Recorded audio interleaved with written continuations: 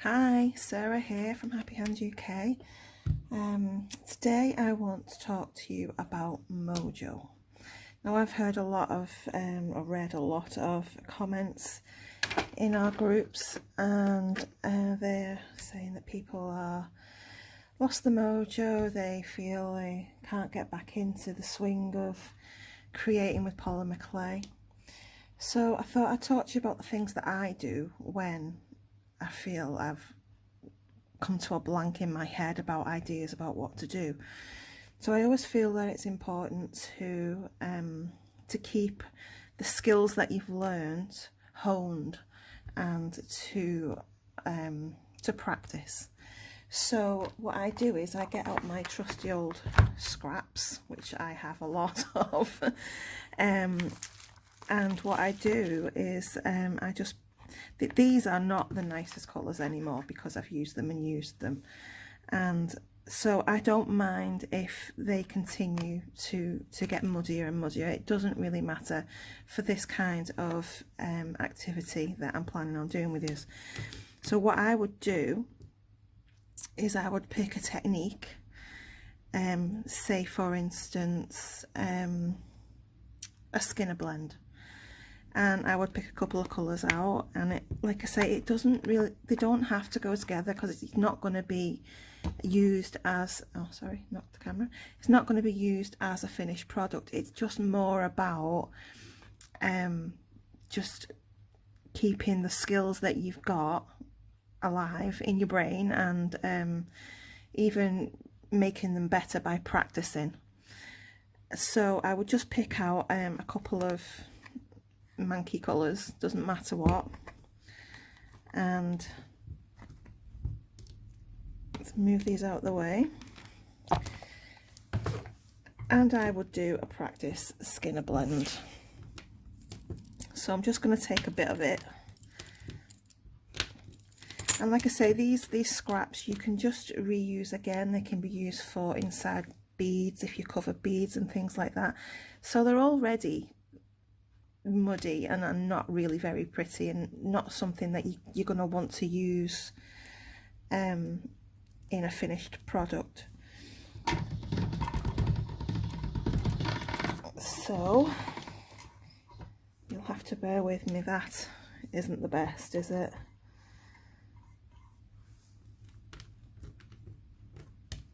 But it'll just take a second to get it conditioned.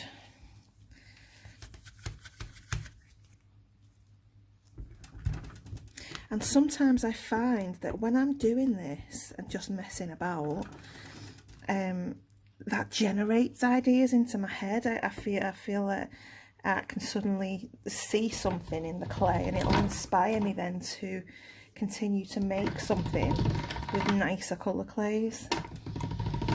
But the whole point of it is to just get you using your clay again and get you back involved, even if there's not going to be an end product. So that's that. I hope the camera's not shaking too much. Let me just say a little bit, I'm sorry. I've packaged up my old camera today, my new camera, that's getting sent back. I'm very disappointed in it. It's such a sturdy thing that it was. It's on its own stand, and it's like a desktop thing. It's like it just sits on your desk. You don't have to clamp it to anything. It's got this really heavy weight at the bottom, and it was brilliant. Nothing shakes when you move your desk, and yeah, I'm disappointed. I just wish I could have figured out the issues with it.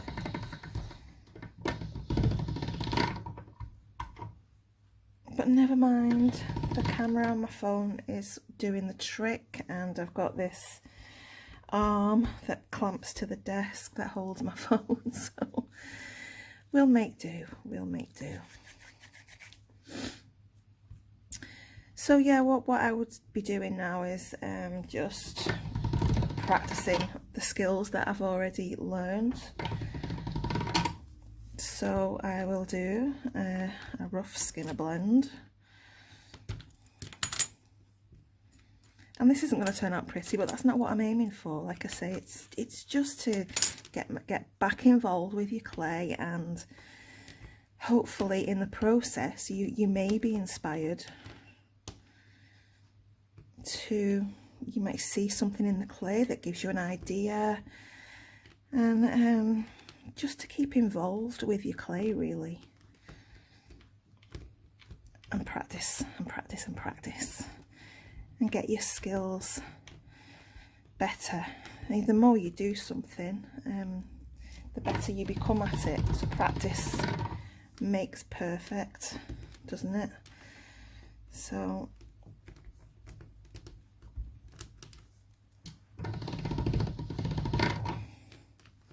yeah, this is going to be pretty ugly. And I'm doing it rough and I'm doing it quick. Mostly I would do this a lot neater, but it's just, as I say, for demonstration purposes. And I'll just whiz that through a few times. In fact, I'll pause it to save you getting motion sick with all the juddering, and I'll be back. Okay, so I've managed to sort out this skinner blend, and so the next thing that I would do then is, if I still can't think of anything that I might want to do with a skinner blend, I would skip onto YouTube and see what can I do with a skinner blend, and find something that maybe I could do with it, or a technique that I feel I need more practice on. So I will do, let's see,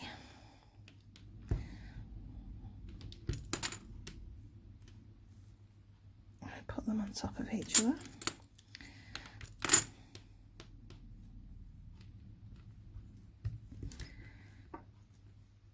Something, say, like a fan fold, for instance, is what I'm going to do. I don't know if that's what it's called, it's what I call it. I'll plop that on as well. So then I know that it needs to go through as thin as I can get it, basically. So I will just quickly go through the settings on my pasta machine to make it longer and longer.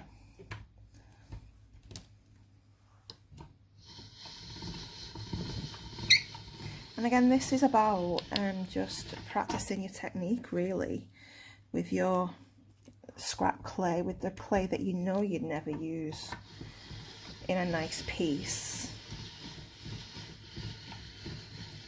So it's going to stay as a scrap clay, and you're not looking to get anything pretty. It's more about, like I say, keeping the skills that you've got fresh in your head, and keeping yourself active with your hobby, because if you stop doing it, you'll forget about it more, you won't think about it as much, and before you know it, it's been weeks and weeks since you've touched your clay. So even if you just do this to have a play around, and to make you want it again, I suppose. So I'm just going to do this fan fold. I have a new pasta machine, by the way. I got the modified one, and it's so much better than my old Atlas. I think I've ruined my old Atlas cleaning it out, because the blades weren't working as they should, and I was finding that the clay was wrapping around the rollers when I got to about a 4, so I could never do anything like this. I got all the way down to a 9 with this one, and look how lovely it is. I'm just really happy. It makes life so much easier to have equipment that works properly. So yeah, I would do this and use this opportunity to find the best way to do this kind of thing, and my way of doing it that I find that works best, and just to keep the practice up really. even if you know that nothing's gonna be made out of it, doesn't matter. You're engaging with your clay, and that's what's more important.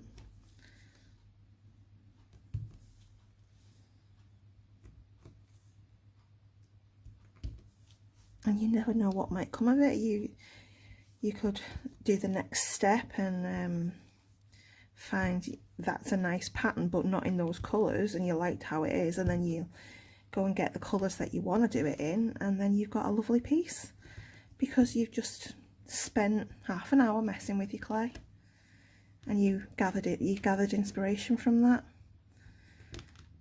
So it's worth just sitting down at your desk for half an hour, grab some clay that you're not bothered about, and just play with it and do something that, even if you think, oh well, I like doing that but I'm not very good at it, you can use your scrap clay to practice. So now what would I do with that? And then if I can't think of what I can do with it, then I would go and Google or search on YouTube things I can make with a fan fold, or whatever I call it, and look for techniques that I could use this for. Generally what I do is I like to just chop it up,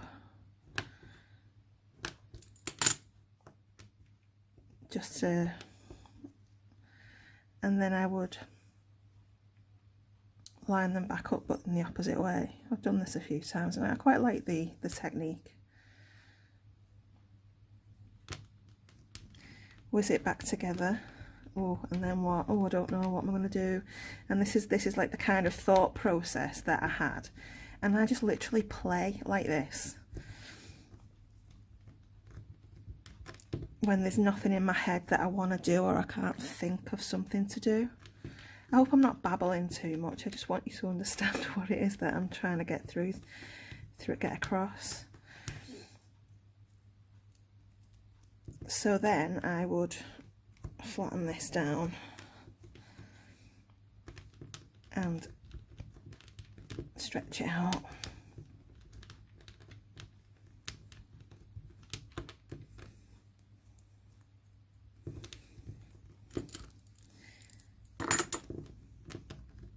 I'm doing this really quickly, so it's not going to be quite as neat as what it would be.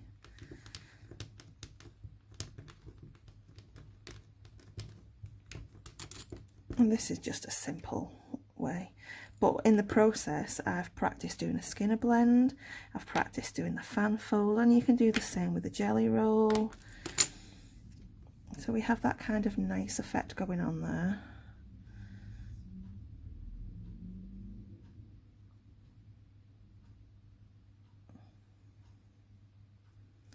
And I don't know, just drawing it together randomly. Like I say, it doesn't really matter.